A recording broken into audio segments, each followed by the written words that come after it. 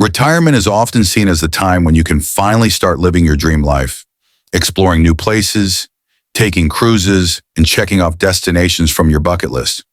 For many, it's the perfect time to travel and enjoy the freedom they've worked so hard for. However, there are hidden risks that most people aren't aware of when it comes to traveling, especially for those over the age of 70. While travel agents and doctors may not mention these dangers, it's crucial to understand them before hitting the road or boarding that cruise. The truth is that seniors face unique challenges when traveling, and some of these risks can have serious consequences. From health issues that can arise suddenly while traveling, to less obvious concerns like physical limitations or even scams targeting older adults. The reality is that traveling after a certain age requires extra preparation. Many seniors overlook these factors, thinking that everything will be fine, but the risks are real, and they can impact their safety and well-being. So before you book that dream vacation, take a moment to consider these hidden dangers. Our channel will guide you through the steps you need to take to travel smart and stay safe.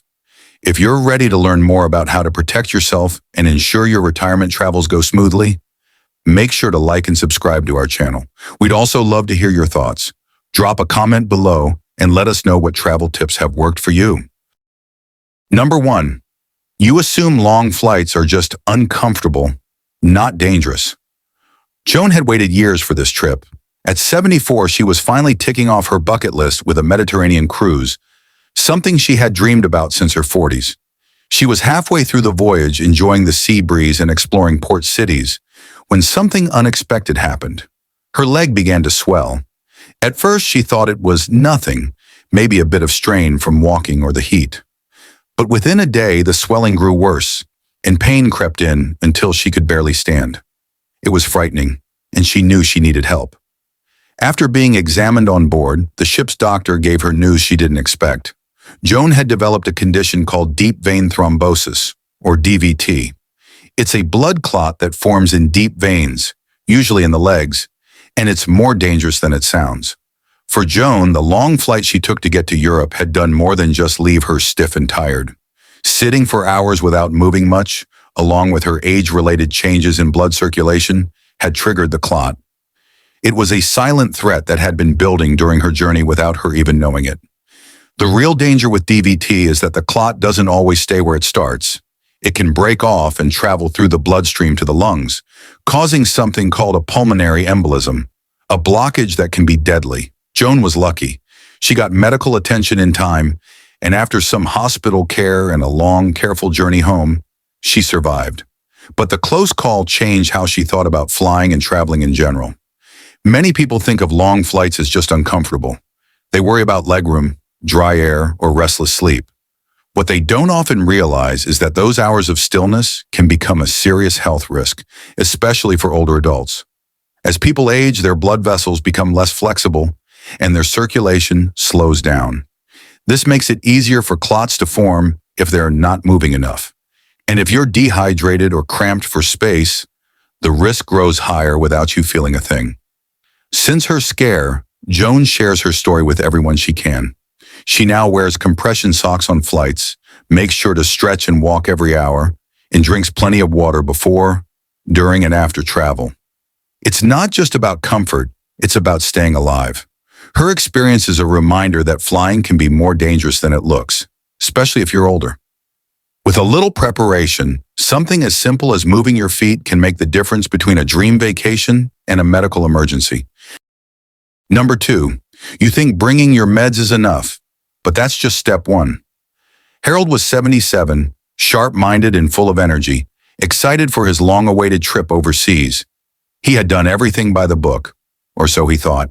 His tickets were booked, his clothes packed neatly, and his medications organized in a tidy pill case. What he didn't expect was how fast things could go wrong with just one misstep. In the hustle of navigating a crowded airport bathroom, Harold dropped the pill case. It landed on the wet floor and slid out of sight. By the time he realized what had happened, it was gone. He figured he could fix the situation once he landed. After all, how hard could it be to find his blood pressure medication in another country? But at the local pharmacy, the pharmacist shook her head. They didn't carry that exact dosage or brand. The substitute available wasn't close enough, and adjusting the dosage without a doctor's input was risky. Harold tried to manage without it, hoping to get by just for a day or two. But his body had other plans. Within 48 hours, the effects of skipping his medication hit hard. He felt dizzy, his thoughts started to blur, and his blood pressure shot up. Simple tasks became overwhelming. He found himself in a foreign emergency room, struggling to explain his condition through a language barrier. The stress of it all made things worse. His relaxing getaway turned into a hospital stay, filled with uncertainty and frustration. He was lucky the doctor stabilized him, but the damage had been done. What Harold didn't realize, what so many seniors don't realize, is that when traveling, having your medication with you isn't enough. The rules change once you're outside your home country. Medication names, brands, even formulas can differ. One lost bottle can unravel a whole trip. It's not just about taking your meds, it's about safeguarding them. That means carrying extra, splitting them into different bags, and bringing clear, printed lists of every prescription, both brand and generic names, in case replacements are needed fast. Harold did eventually recover, but he lost half his trip to hospital visits and recovery. The experience taught him a lesson the hard way. He came home not just with souvenirs, but with a new understanding of how easily a trip can go sideways without proper medication planning. His story is a reminder. Being prepared means thinking ahead in ways most people never consider, until it's too late. Number 3, you underestimate mental fatigue until it starts to feel like memory loss. Linda had always been the sharp one in her group, quick with a joke, first to remember names, and the go-to for sorting out travel plans. At 72, she prided herself on keeping her mind active with books, crosswords, and conversation. So when she signed up for a guided European tour with back-to-back excursions across 3 countries, she felt ready. But by the 3rd day, something began to shift. It wasn't dramatic, but it was unnerving. She found herself standing in a hotel lobby, unable to recall the name of the place she'd just checked into the night before. A few hours later, she couldn't find her passport, even though she'd put it in her purse that morning. At dinner, when someone asked what city they were heading to next, she drew a blank. The moments added up, and by the end of the day, Linda felt lost. Not in a city, but in her own mind. There was no panic, just a heavy fog she couldn't quite shake. It wasn't that she was sick or showing signs of dementia. What Linda was experiencing had a simpler cause. Her brain was tired. The constant movement, shifting time zones, unfamiliar languages, and packed schedules had overwhelmed her senses. Her mind was working overtime just to keep up, and without a break, it started to misfire.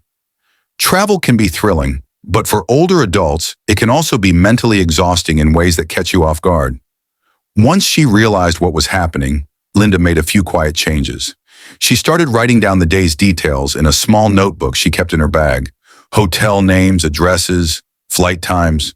She began repeating her daily plans out loud to herself, creating small routines to ground her.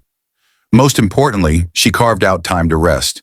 She skipped a morning walking tour to sit in a cafe and watch the city pass by. It wasn't about giving up on adventure. It was about making space to enjoy it. By the end of the trip, Linda felt like herself again, clear-headed, calm, and in control. She loved the journey, but it taught her something she hadn't expected. Next time, she said, she'd do it differently. She wasn't going to fill every hour with movement. "I'm planning for peace, not pressure," she said.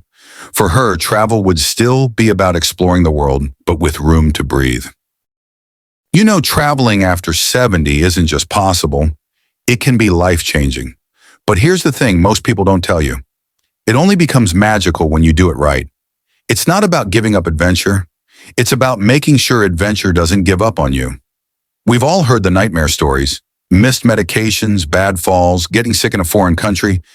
These aren't freak accidents. They're traps that catch people off guard when they assume travel is the same at 70 as it was at 40.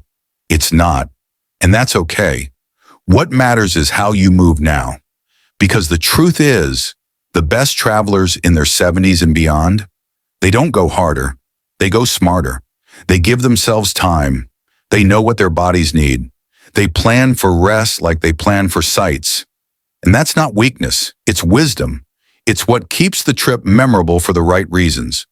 So if any part of this makes you stop and think, even for a second, don't ignore it. That pause, that's your intuition. That's your body saying, hey, let's do this, but let's do it well.